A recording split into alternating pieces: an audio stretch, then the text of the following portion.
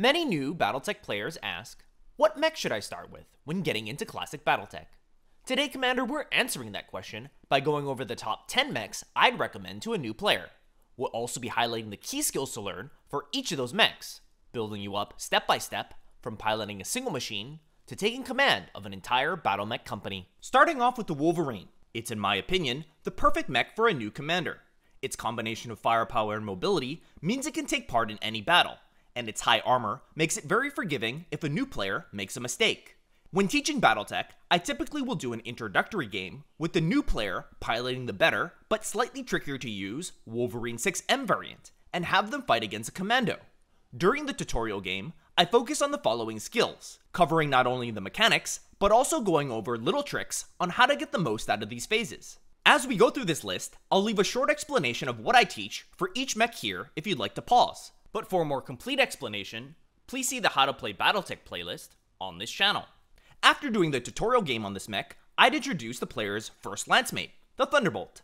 The Thunderbolt is a mech that forms the battle line of many successor state militaries. It thrives in the close-up brawl, but it has a weapon for all range brackets. That means, even though it's a frontliner, it can adjust to many different fighting styles a new commander might want to try. It also has a high durability as long as the pilot dumps ammunition, which creates a very stable battle line to fight around. The next thing I'll do is set up a Warhammer in an elevated position behind a hill and show how to use the Thunderbolt and Wolverine in a hammer and anvil tactic. The tanky Thunderbolt up front, and the Wolverine flanking. Depending on how fast the player is catching on, I'll either run the full teaching scenario or just show the general concept. After those two tutorial games, the player should have the basics down. The next thing to do is to show them a nice, easy to use beginner lance, and have the new player start to think about their mechs as a coordinated team. The next mech I'd add on is the Awesome. It's a big, durable, range mech that's similar to a cannon. It sets up in cover behind its allies and pounds the enemy with its 3 PPCs. This rather simple mech allows a player to focus in on these 3 skills. The other mech of the lance I'd add on is the classic bodyguard mech, the Centurion, but not the original variant. I'd recommend using the tankier AL variant as it has more armor and a lower ammunition explosion risk. I point out the Centurion's 2 jobs. First, to protect the Thunderbolt and the Awesome against flankers, and second, to help the Thunderbolt win the main fight. With the addition of these 2 mechs, we have a powerful, easy to use starter lance. The lance fights around the Awesome's firepower, who sets up in the best shooting position it can find and pounds the enemy. The Thunderbolt and Centurion fight together, blocking anyone trying to approach, and the Wolverine flanks and disrupts the enemy's larger guns. This setup usually means the new commander will have more range weapons, which will make the enemy come to them. If, however, the enemy has more long-range weapons, the Thunderbolt and Centurion will push forward into brawl range, that is, 6 hexes or less, and are assisted by the more maneuverable Wolverine. And if the enemy has significantly better cavalry, the Wolverine can pull back to help the Centurion defend. When playing a first lance-on-lance game, I usually give the new player more battle value than myself, starting them at about 5,000 to 6,000 battle value against my own 3,000 battle value force. This nearly ensures a win for the other player, giving them confidence and room to make mistakes. In future games, I'll continue to offer to fight with mismatch BV, slowly increasing until we find a sweet spot. I feel this is a good way for me to have fun, challenging games, even if my opponent has a different skill level. This might be a good way to go too if you're a veteran player playing with someone new. With the exception of the Centurion Commander, all of these mechs can be found in the A Game of Armored Combat box set. But if you don't want to go out and buy another product, feel free to skip it and just use our next mech, the Catapult, instead. While it may not look like it at first glance because of its Missile Box Ears commander, the Catapult isn't actually a range mech.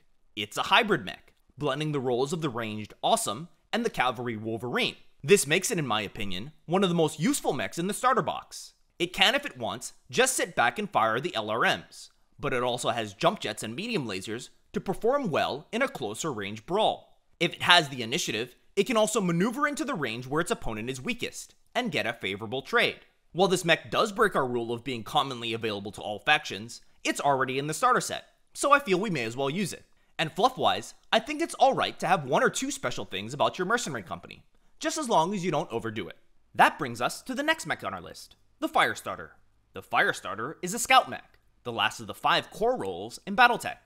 Scouts fight very similar to cavalry mechs, often using the strike tactic to get behind their enemies, but it also has a second important maneuver up its sleeve, the initiative sync.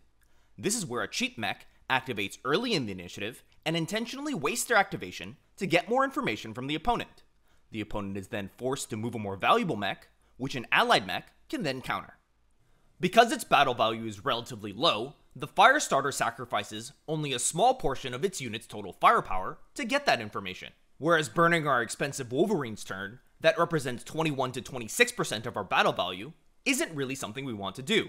I feel like the Firestarter is an ideal mech to learn this skill on, because unlike other scouts, it has a high enough armor to survive if a new player makes a mistake. It's also very good at fighting infantry, which will be useful if you decide to branch out into combined arms.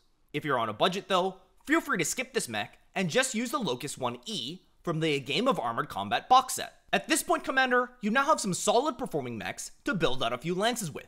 You could probably play with this group for a while to get a good understanding of how the 5 core roles in Battletech work, and experiment with the hybrid catapult to see how it can shift roles to fill gaps in your team.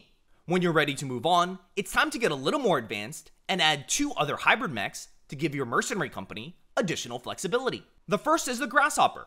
It's a hybrid mech that fills the battle line and cavalry roles. This tends to give it better options during the initiative than most cavalry mechs. If the Grasshopper wins the initiative, it can use it to outmaneuver its opponent like the Wolverine would. But if it loses the initiative, it's tanky enough to also just stand and trade like the Thunderbolt can.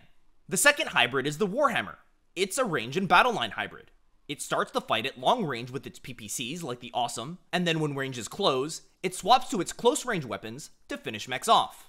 It also introduces the concept of flawed mechs. So far, we've been looking at mechs that are all around solid designs. But a big part of Battletech, in my opinion, is occasionally taking mechs that have flaws and trying to make them work. The Achilles heel of the Warhammer is it's a glass cannon. Its damage is on par with some assault mechs, but it has low armor, particularly on the legs.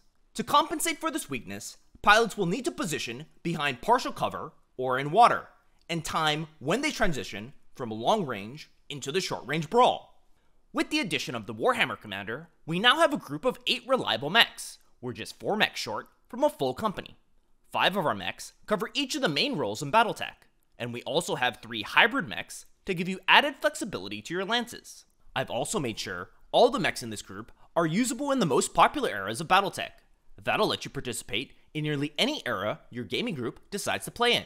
The mechs are also commonly found in all major Innisphere factions, letting you create a reasonably lower accurate mercenary unit, or letting you expand into any faction-specific force. Speaking of faction-specific force, and what's lower accurate, let's go over that for a bit, because at this point, I feel what mechs you get next depends a bit on what you want to do with your collection. There are 2 main paths I feel you can travel down. The first path is to start to explore a faction. Each Innisphere faction can reasonably get all the mechs you already have, but also use unique mechs that result in them having different fighting styles. I'll list 4 additional mechs that you would add on if you wanted to start exploring a faction here, Commander, but for more information, I'd encourage you to look at the Zodal Rats tables, which can be found on Sonar.net. That'll show you both the mech's availability and also how common it is for each faction. The downside to collecting a specific faction is that it might limit you a bit story-wise. For example, if you collect a unit from the Capellan Confederation, you'll fit into a lot of campaigns during the Fourth Secession War, but have a harder time during the Clan Invasion, since the Capellans are on the other side of the galaxy, and there may be already established canon for which specific units fought where. If instead, you like having a bit more flexibility with the mechs you collect, and want the freedom to write your own story, the path of the mercenary might be the one for you. If you went down this path, you'd collect a core of universally available mechs, which you already have with the starting 8. Then, maybe sprinkle in a few of your favorite rare mechs to finish off your company. This would represent unique salvage your unit may have acquired during your contracts. If you're an ultra nerd like I am, you could even write your own mercenary saga, keeping a log of where your company fought and what happened at the time. If you wanted to go this way, the last 4 mechs would really be up to you. Your personal choices would also help give your mercenary company a unique character. I do, however, have 2 honorable mentions that I think would make your mercenary company well-rounded and better prepare it if you wanted to expand into combined arms. The first is the Hunchback. It's just a fun mech that makes the game a lot more exciting and unpredictable with its massive AC-20. Like the Warhammer, it does have a weakness that you need to compensate for. Its armor is low in the rear, with a 100% chance to explode in the left torso. This makes it very vulnerable to scout and cavalry mechs. If you like playing in tournaments, or just want an overall very strong mech, you could also use the Hunchback 4P variant, who fights in the bodyguard role. The other mech you should consider is the Orion. It's a battle line mech that groups up well with the Thunderbolt and Centurion to create a solid front line for your unit. It also has the anti-aircraft quirk, which helps counter air units if you decide to try combined arms. While it isn't as good as dedicated anti-aircraft mechs like the Rifleman in this role, a small-sized mercenary unit might like the multifunctional Orion rather than use the limited space on their dropship on the more specialist Rifleman. So that's 10 mechs. The last 2 picks I'll leave up to you, Commander. As a bonus, here's a short list of mechs for you to pick through that I think would be good. As always, thank you for watching Nerdy Overanalyzed. Yeah, we ran out of patience for your love with the